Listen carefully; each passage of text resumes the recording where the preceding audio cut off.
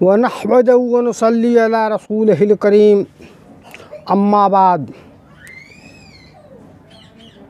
दोस्तों, मेरे भाई बुज़ुर्गों, माँ और बहनों, अस्सलाम वालेकुम व रहमतुल्लाहि व बरकातुहू। नाज़रीन हज़रात, औरत इस्लाम से पहले और इस्लाम के बाद क्या बयान पेशे खिदमत है। ये बयान आप लोगों ने नहीं सुना तो हम समझेंगे कि कुछ भी नहीं सुना,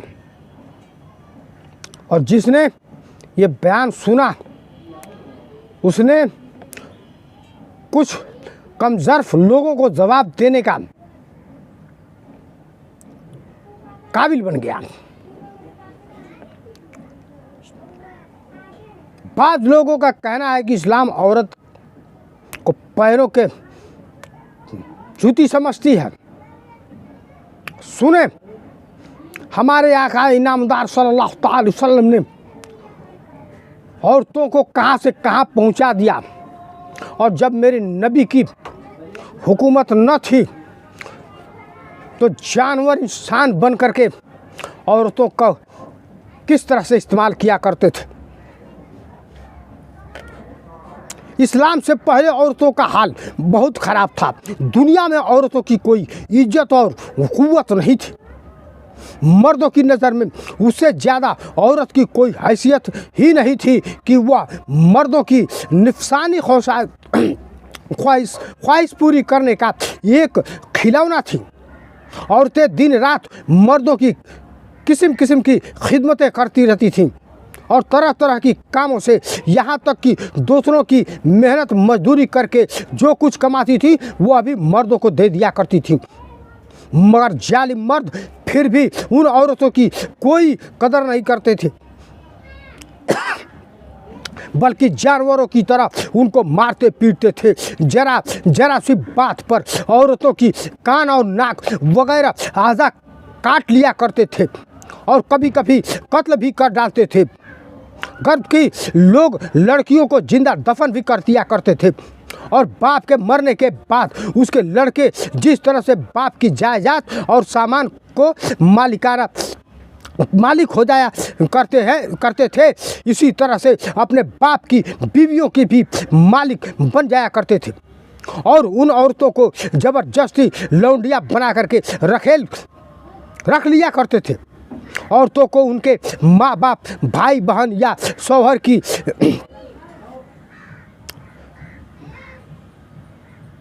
सियासत में से कोई, यानी दौलत में से कोई हिस्सा नहीं मिलता, न औरतें किसी चीज़ की मालिक हुआ करती थीं। अरब के बाद कबीलों में यह जालिमन दस्तूर था कि बेवा हो जाने के बाद औरतों को घर से बाहर निकाल करके छोटे से तंग व तारीक झोपड़े में 1 साल तक कैद में रखा जाता था। वह झोपड़े से बाहर नहीं निकल सकती थी, न गुस्ल करती, न कपड़े बदल सकती थी।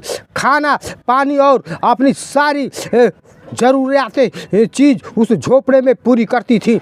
बहुत ही औरतें तो घूंट करके मर जाया करती थी, और जो जिंदा बच जाती थी तो 1 साल के बाद उनके आंचल भी में ऊँट की मेंगिया डाल दी जाती थी, और उनको मजबूर किया जाता था कि वह किसी जानवर के बदन से अपने बदन को रगड़ें। फिर सारे शहर का इसी गंदे लिबास में चक्कर लगाएं और इधर उधर ऊँट की मेंगनियाँ फेंकती हुई चलती फिरे। यह उस बात का ऐलान होता था कि उन औरतों की इद्दत ख़त्म हो गई है। इस तरह की दूसरी भी तरह की ख़राब और तकलीफ़ और शामी थी जो गरीब औरतें के लिए मुसीबतों और बलाओं का पहाड़ बनी हुई थीं और बेचारी मुसीबत की मारी औरतें घूट घूट करके और रो रो करके अपनी ज़िंदगी दिन गुजारती थीं। और हिंदुस्तान में तो बेवा औरतों के साथ ऐसे ऐसे दर्दनाक जालिमा सलूक किए जाते थे कि जिनको सोच सोच करके कलेजा मुंह को आ जाता है। हिंदू और धर्म में औरतों हर औरतों के लिए फर्ज था कि वह जिंदगी भर किस्म किस्म की खिदमतें करके पति पूजा शौहर की पूजा करती रहे और शौहर की मौत के बाद उसकी चीता की आग के शोलों पर जिंदा लेट करके सती हो जाए, यानी शौहर की लाश के साथ जिंदा औरत भी जल कर राख हो जाए।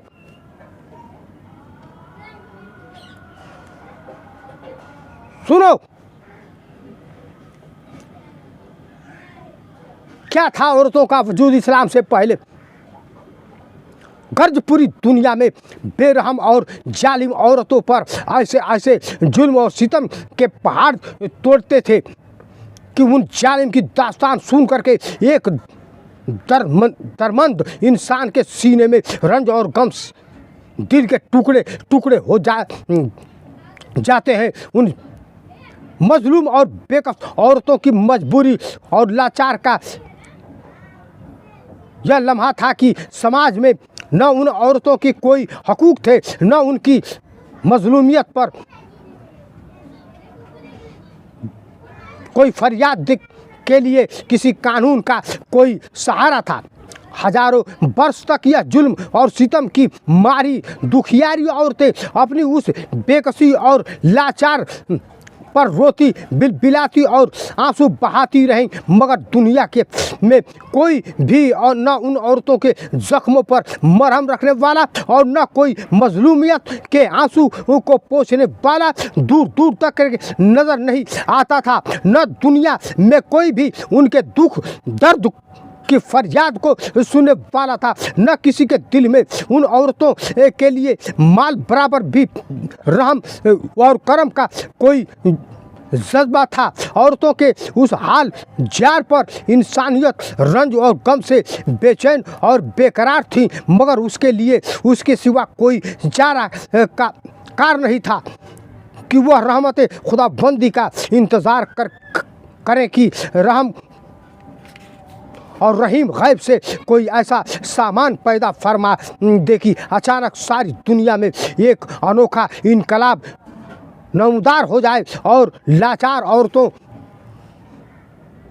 का सारा दुख दूर हो करके उनका बेड़ा पार हो जाए। चुनांच रहमतुल आलमीन की रहमत का आफताब जब तालुआ हो गया तो सारी दुनिया ने अचानक यह महसूस किया कि जहाँ तारीख था, जुल्मत कदा था, सहानियत का लाता था, कोई पर्दे से क्या निकाल करके घर में उजाला किया करता था।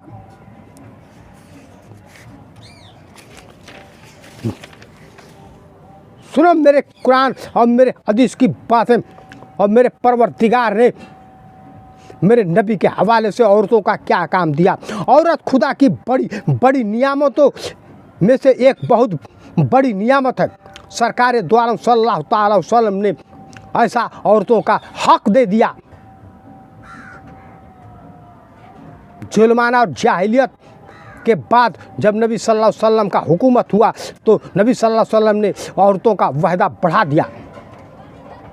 औरत खुदा की बड़ी बड़ी नियामतों से एक बहुत बड़ी नियामत है। औरत दुनिया की आबादकारी और दुनियादारी में मर्दों के साथ तकरीबन बराबर की शरीक है।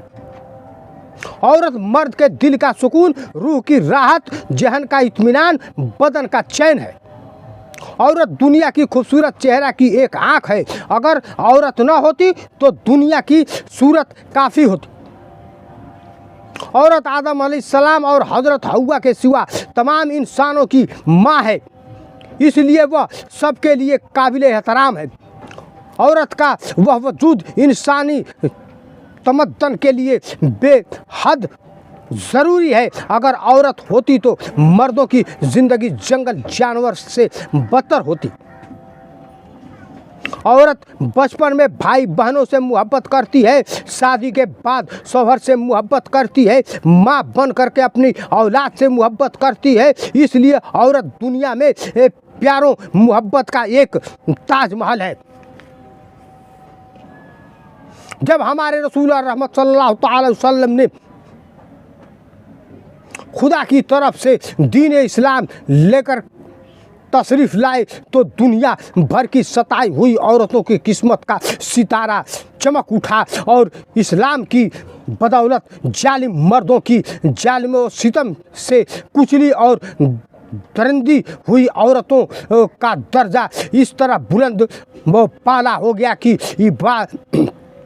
इबादत और मामूलात बल्कि ज़िंदगी और मौत के हर मरहला और हर मोड़ पर औरत और मर्द के दस्त बदस्त खड़ी हो गई और मर्दों की बराबरी के दर्जा पर पहुंच गई।